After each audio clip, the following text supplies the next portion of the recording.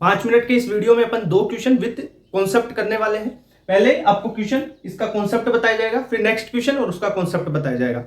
देखो, JEE mains के PYQ ला रहा हूं या एम्स के पीवाईक्यू, एनसीईआरटी एग्जाम्पलर के क्वेश्चन या एनसीईआरटी के क्वेश्चंस या इंपॉर्टेंट कॉन्सेप्ट वाले क्वेश्चंस, ठीक है। सब कुछ रिवीजन होगा इन वीडियोस से आपका, तो बैकलॉग नहीं होना चाहिए वीडियोस में। पहला क्वेश्चन है, find new relative atomic mass of sulphur if 1 AMU is defined as 1/96 of 1 atom of carbon 12।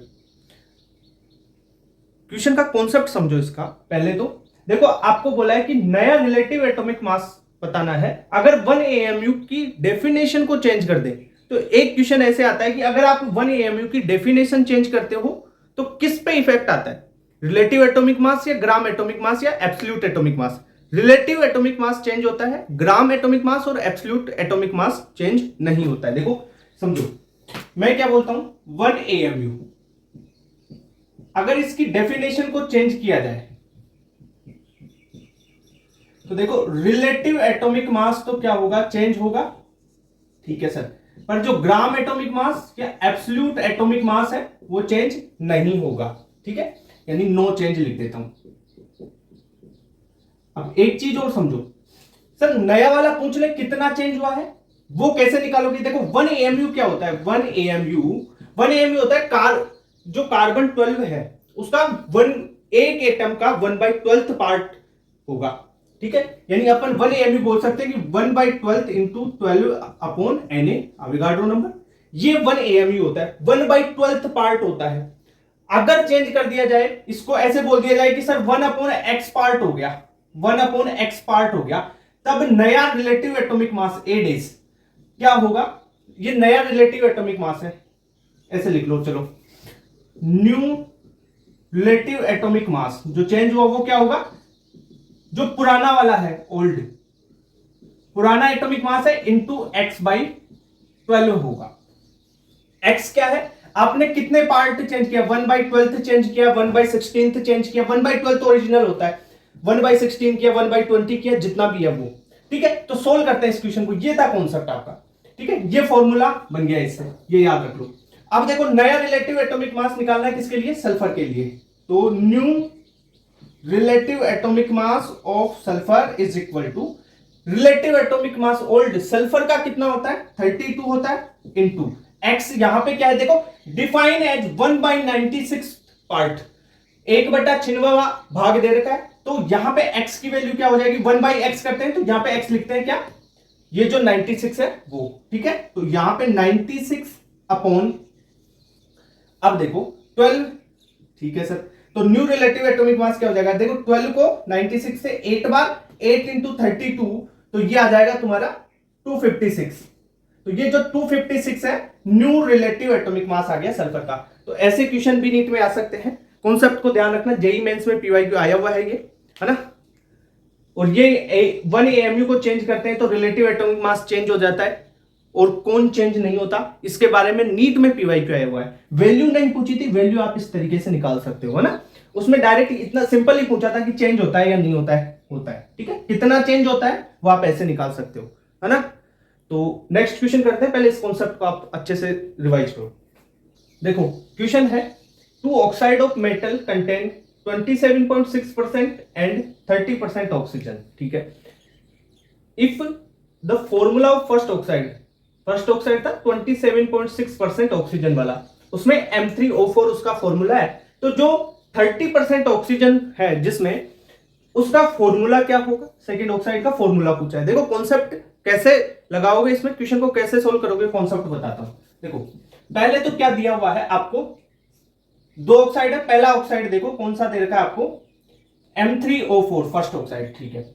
उसमें क्या क्या दे रखा है, देखो ऑक्सीजन का परसेंटेज दे रखा है 27.6%, और बाकी जो मेटल, एक तो मेटल है और दूसरा ऑक्साइड है, ऑक्सीजन है, तो मेटल कितना होगा भाई, 27.6%, 100 में से तो ऑक्सीजन है तो बचा हुआ मेटल होगा, तो 72.4% क्या हो जाएगा, मेटल।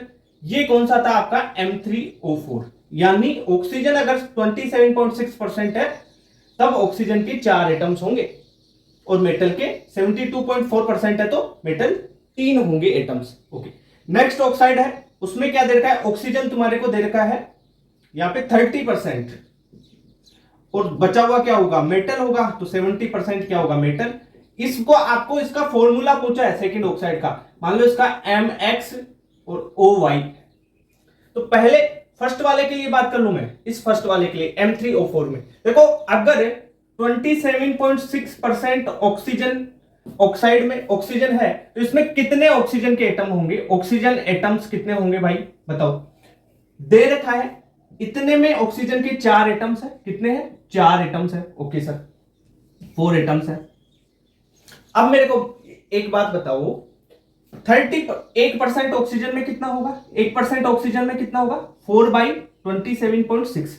तो 30% ऑक्सीजन में कितने एटम्स होंगे ऑक्सीजन के, ये बताओ। 30% में निकाल लेंगे भाई, 27 का दे रखा है, 30 का निकाल लो। 30 में कितना होगा, 4/27.6 इंटू 30, यानी ये 4.34 के लगभग आ जाएंगे, इतने एटम्स होंगे।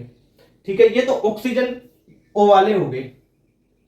अब इस सेकंड वाले में बात कर ले अपन, सेकंड वाला मतलब मेटल वाले की। मेटल में देखो, अगर 72.4% मेटल, मेटल में मेटल के कितने, एम के कितने एटम्स हैं, 3 एटम्स हैं, और 8% में कितने होंगे भाई बताओ, 3/72.4। अगर 70% है तो उसमें कितना होगा, 3/72.4 इंटू 70। इसे सोल्व करोगे तो ये लगभग आ जाएगा 2.9 के लगभग। अब सर देखो, यहां से तो ये 30% में आ गया आपका ऑक्सीजन वाला, तो ऑक्सीजन के लिए तो अपन ने वाई बोला था ना, ऑक्सीजन आ गया 4.34, और जो मेटल है वो तुम्हारा कितना, 2.9। अब इसको सोल्व करो, एक ऐसी संख्या देखो जिससे ये मतलब कंप्लीटली कट जाए। तो अगर अपन देखो 4.34 और 2.9 है, इसको अगर मैं 1.4 से कर दूं, ठीक है, 1.4 देखो, 2.9 है, 1.5 इसका आधा होता है, तो 3 का आधा होता है, तो थोड़ा सा कम ले लोगे, यानी 1.4 ले लोगे, तो ये 2 बार कैंसिल हो गया ना। ये तो तुम्हारा ऑक्सीजन था, ये मेटल वाला था, तो ये 1.4 अगर 4.34 में कैंसिल करोगे तो ये 3 बार जाएगा, और ये जाएगा 2 बार, यानी यहां से आपका फॉर्मूला निकल के आ जाएगा, मेटल कितना है, मेटल है 2 और ऑक्सीजन कितना है 3। ठीक है, तो यहां पे फॉर्मूला क्या आ जाएगा इसका, सेकेंड ऑक्साइड का आंसर क्या हो जाएगा, M2O3। ठीक है, ये चीज हो गई तुम्हारी क्लियर। तो इस टाइप से भी आप क्वेश्चन कर सकते हो, ऐसा क्वेश्चन आ सकता है। देखो हर वैरायटी के क्वेश्चन करवा दूंगा, हर वैरायटी के। बस ये है कि आप रोज 5 से 6-7 मिनट का वीडियो है, रोज अगर देखते जाओगे ना, तो पूरे साल में भाई बहुत अच्छे अच्छे क्वेश्चंस के कॉन्सेप्ट आपको मिल जाएंगे, और हर टाइप के क्वेश्चन करवा दूंगा, जेई मेंस के, एनसीईआरटी एग्जाम्पलर के। ठीक है, पर बैकलॉग मत होने देना। एक बार आज इसको देख लिया, अब कल इसी वीडियो को 2x पे लगा के, एक बार जो नेक्स्ट वीडियो आएगा ना उससे पहले इसको 2x पे लगा के एक बार और देख लोगे ना, तो बिल्कुल क्लियर हो जाएगा, आपका याद रहेगा 10-15 दिन तक, है ना। फिर उसके बाद में एक बार 2x पे नहीं स्क्रीनशॉट लेके देख लिया, है ना, ऐसे देख लिया करो।